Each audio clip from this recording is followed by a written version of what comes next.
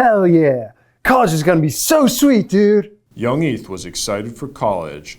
Little did he know, his world was about to change forever. Wait, the first semester is gonna cost what?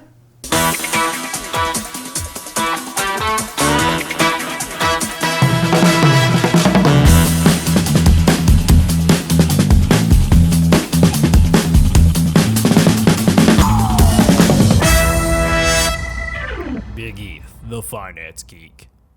If you have kids or have read some articles online, while looking into college funding, you may have heard of something called a 529 plan.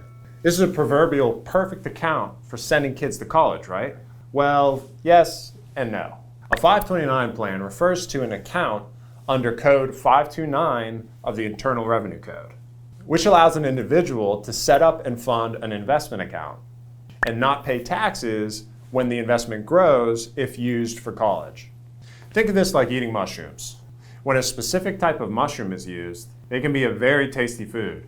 However, if you use a different type of mushroom, well, things can get bad. Never seen shapes like this, man. Is that Mrs. Doubtfire? That's kind of like a 529 plan. It's great for a specific purpose, but if it's not used for that, then it can really mess you up. Like college, this plan isn't all sex, beers, and homework from peers. Although great, the plan has one huge limitation.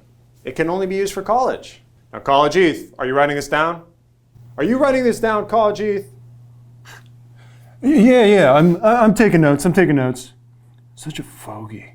So how do you use it the right way? A 529 plan was created for one reason and one reason only. That is to fund college. It is the best vehicle for that because you can contribute a big chunk of money into that account. The money can grow. Then if used for college, you don't pay taxes on that growth. Some states even allow you to take a deduction for what you put in the plan. Another cool thing for a 529 plan is that anyone can contribute to it. That means if Aunt Jennifer, your neighbor Carlos, or some dude in Albania, anybody can help contribute towards your college. Just make sure if you get an email from the Albanian guy, you know where the money's coming from. There are really only two types of 529 plans. Each state has at least one available to each of their residents. The first is called a college savings account. This is the one that people most commonly think about when they think of a 529 plan. This is where you can put money away and you can invest that money for it to potentially grow to be used for college tuition. Now, because you invested the money, it is exposed to the ups and downs of the market. But in general, it has a good chance to grow. Now, the second is called a prepaid tuition plan. This is where you purchase a prepaid tuition from the state. You can do it in installments or a lump sum. Why this is a good option is the amount that you pay for is usually guaranteed, in some ways to keep up with the tuition growth. So you have a really safe chance to pay for the college that you want. The big downside is that obviously you need the money to pay for it. Think of the difference as a snowmobile with a rocket booster attached to it versus a high-end snowmobile. The high-end snowmobile may be slower, but can pretty much guarantee to get you to where you want to.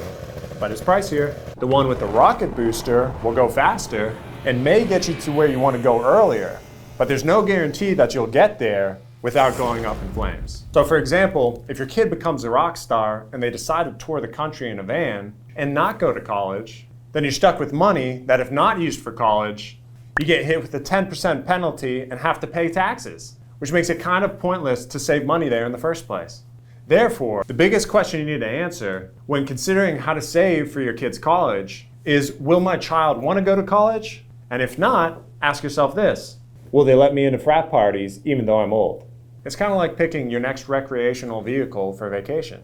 Depending on where you or your children are going, determines whether you get a snowmobile, jet ski, or side-by-side. Make sure you get the right vehicle for the environment you'll be in.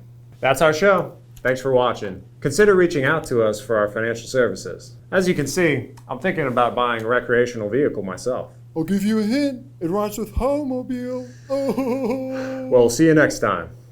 That's our show. Thanks for watching. If you enjoyed this video, please consider following. And if you think we can assist you in any of your financial endeavors, please feel free to contact us. Our information is in the description below. Thank you, and we'll see you next time.